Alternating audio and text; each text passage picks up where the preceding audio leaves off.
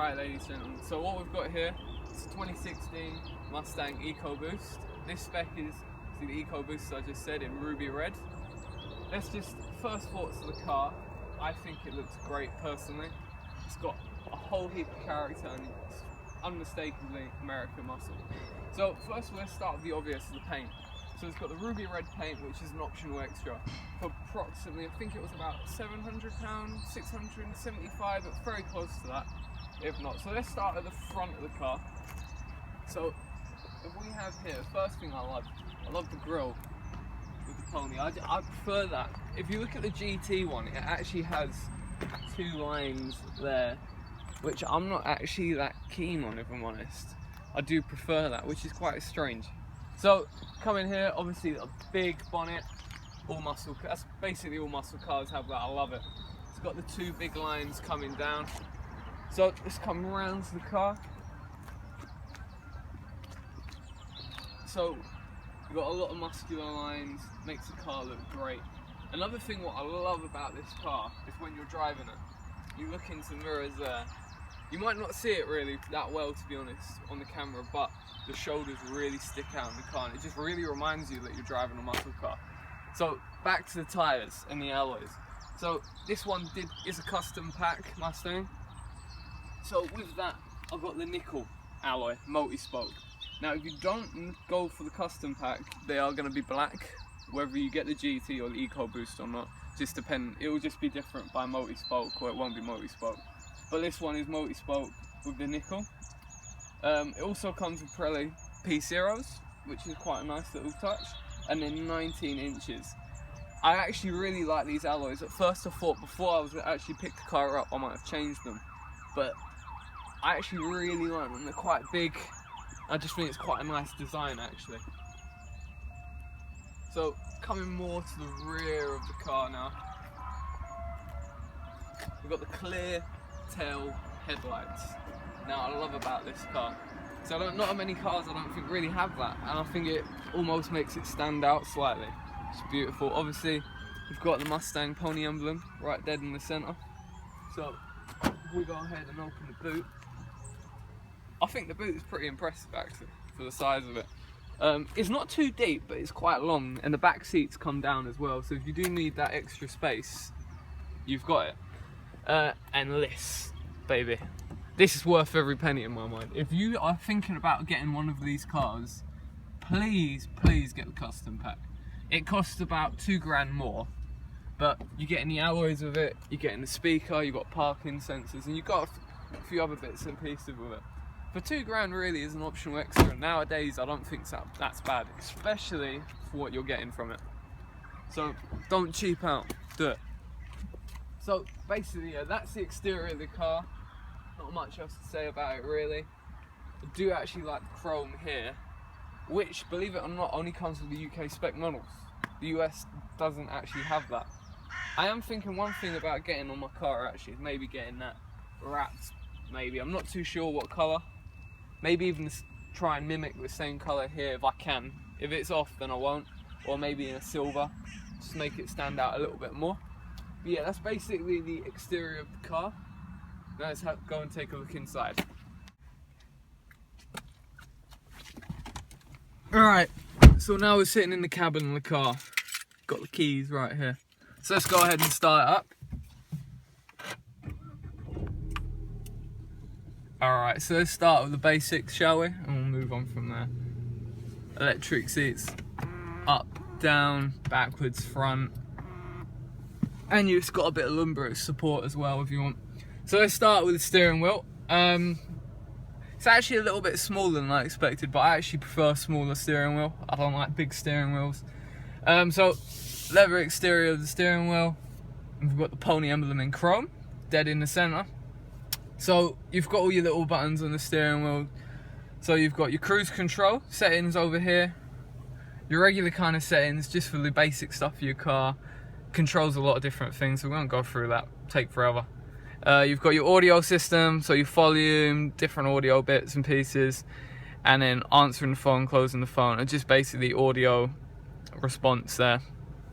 So coming over here, this is the main attraction to any car's interior in my mind. So basically we've got the screen, obviously you've got your temperature settings, heated seats. This does come with the custom pack, I just want to point out as well. So then you've got these little buttons. I really like how these are designed, but we'll come back to that. So starting with the real basic of the car, start stop engine button. Now coming through here, the entertainment system. So you've got your radios, you've got the CD, USB, and the option to sync your own phone. I normally just leave it at the sync of my phone. Coming here to more of climate control. So obviously you've got the climate of the car as a whole, your windows, but also not only that, you've got the heated seats, which you can change down to itty bitty little bits of temperature, which I find quite cool. To be honest, I don't really use it, so I'll just give it a whack there because it's a lot simpler. Coming up here, this is just more practicality more than anything, so it's good to have. You've got sat nav. I much prefer having a sat nav there than I do on there, just because it annoys me. I just feel like it's an add-on. It really irritates me. It does come up. You can set it to show you where obviously your fuel stations are, which is also very useful in a Mustang. I'm always in a fuel station. That's probably the one downside to this car. So that's basically it. That you got, for instance, my phone connection systems and calling people, but I'm not that interested in that, to be honest.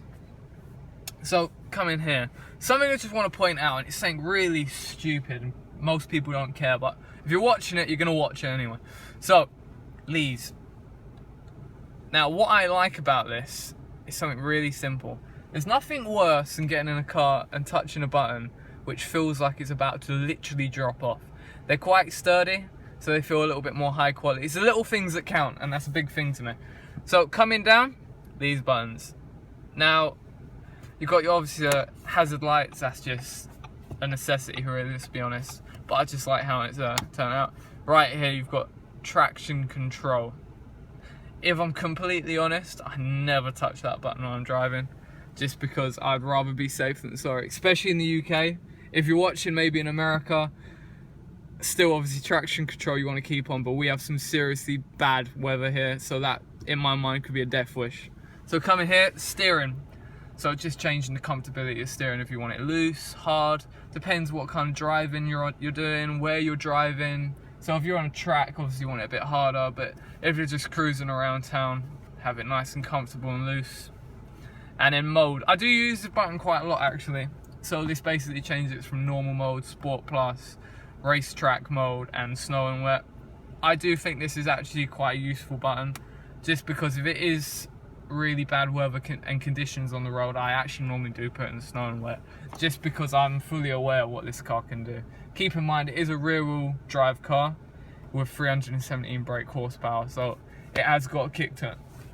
Coming down to the gearbox, manual, 6-speed. Basic as well. Another thing there, actually, as soon as you put it in reverse,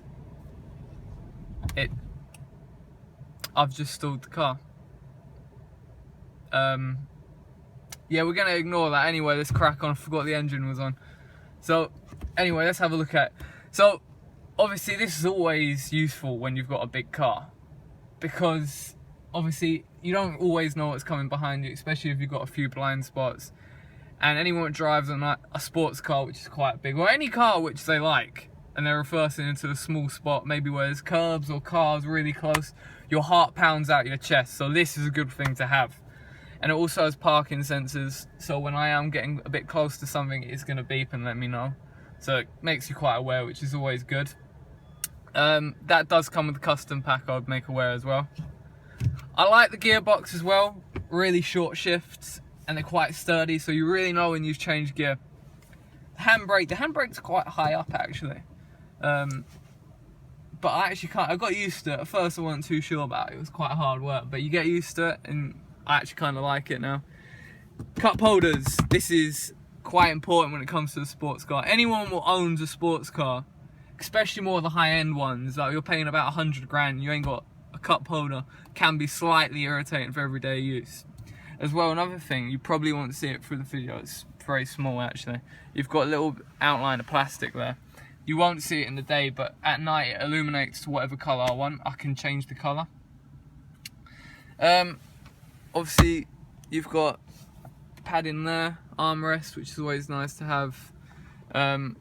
Also, obviously, you've got your dash, which is all, that's regular stuff, though. I'm not going to go for it. Every car basically has that. And one more design thing that I like about this car is like, almost makes you feel proud to drive the car. Absolutely love it. And as while we're up here, one thing about this car, which you do have to get used to if you're not used to driving big cars, is the bonnet. So the bonnet is quite large. You do feel like you're driving a yacht sometimes. But as I said, you do get used to it, and I actually kind of like it now. If I'm honest, I don't even notice it, which is quite surprising. Keep in mind, my last car was a Fiesta. So the bonnet is basically maybe even more than tripled in its size. But it's nice. Coming as well, I chose the black leather just because I didn't know if cream leather really suited a Mustang. Maybe that's just my personal preference, but I think the black's the way to go, really, in my opinion. Coming here as well, the back seats. It has back seats, people, a sports car. It is a 4-seated coupe.